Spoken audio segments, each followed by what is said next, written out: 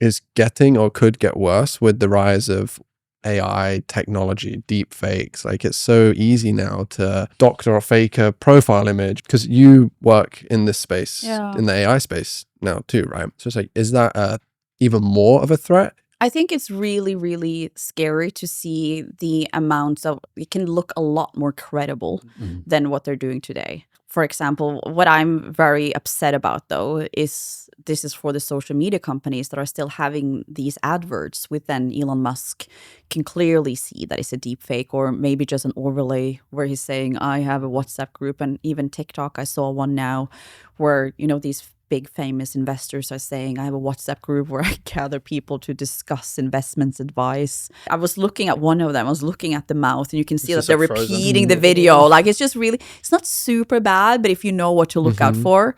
But it's going to get more realistic. And that's the scary thing, right? Now you can see that it's not like in a year's time, you might not be able to see that it's not real. But what I'm scared is how they can grow their business to new ways that we've never seen before, you know, and kind of now they've had scripts, you know, with their victims or clients, as they call it, is horrible, where they then, okay, if the client says this, you need to respond with this.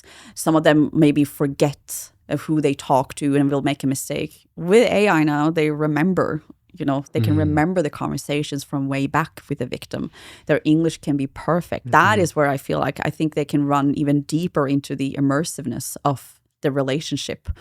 That is what I'm scared of. Well, even like AI phone scams, this is like a huge thing, you know? These things like learning in real time, making thousands of phone calls per second, you know? And just cloning of people's voices, you know. I don't know if, I bet you've seen, but the news report, especially over in the US, where they pretend to be a son or daughter, calling their mom and dad, like saying, I need help. And of course, if it sounds like them, and we don't have that awareness yet that might happen. But even though so, I think I would have been like, how, if you get into that mental headspace that someone close to you are in danger or need help or in hospital, how clearly do you even think before, like, you know, take a step back? But it's difficult. It's easy to say, much more difficult when you're in that situation.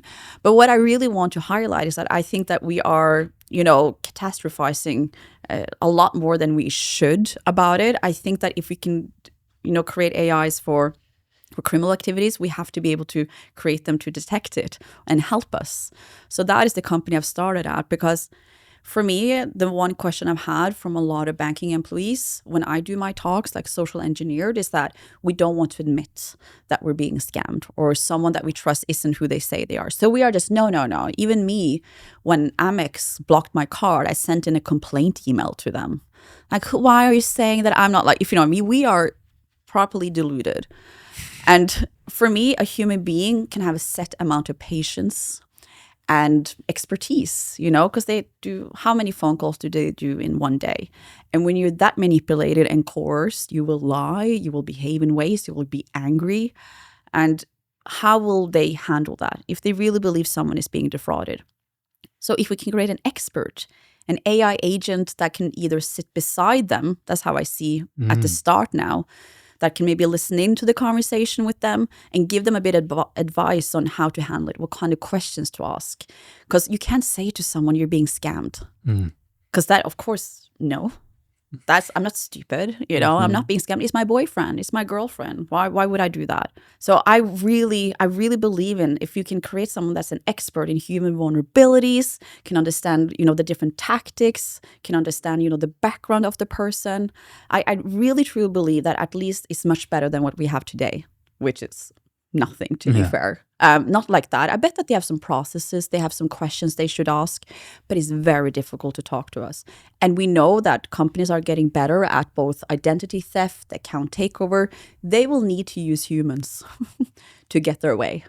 So what are we going to do about it, that we can be manipulated? And I think that can be a way for them to actually, you know, guide us in a better sense, because they will have that patience. And I believe in the future as well. I think that a lot of more are using, you know, ChatGPT as a therapist and just talking to them. I think in the future as well, maybe a total AI agent, like a chatbot that you just talk to, because we will be much more accustomed to it, as long as they're much better than what they are today. And as well, because it is kind of shameful. Is it better than to talk to that instead of a human being that you feel a bit like more like, no, I'm not being scammed? Like, would it be better to talk to someone that's a neutral expert than a banking employee that might be like. I just have a lot of thoughts that I think we need to look at it as, I go to so many cybersecurity conferences and fraud conferences, like AI is being used. Have we lost the battle? It's like, why are we having these headlines? What are we telling the criminals in the world who's doing this? Can we please stop? It's horrible. We can't so we're just gonna, no, they won. AI is here. They're using it for bad. Yeah, well, we can't do anything about it then. Like, what are we doing? I think that the solution for using AI to counteract the AI, I think it's amazing. Yeah. I heard about this one AI counter scam solution, which was basically just a scammer calls up the AI. They call a random number. The AI answers and pretends to be a human. Yeah.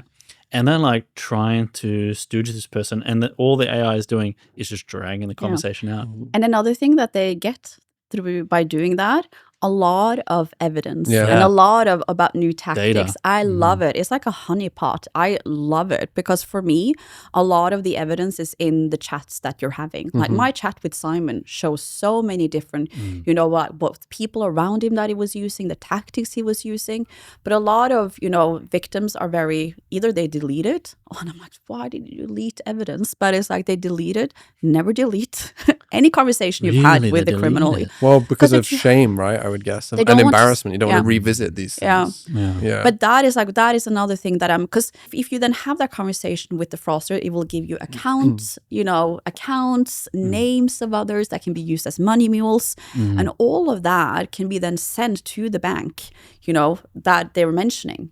And that they can maybe take them down. Yeah. I just, for me, that is one of the best uses of it, because it's like that duality of it. Then you can demonstrate that pattern, which you would need to eventually, to, I guess, try to prosecute this person. Yeah. Hey, if you enjoy that clip, you're going to love the full episode of Winning Friends. Check it out in the link below.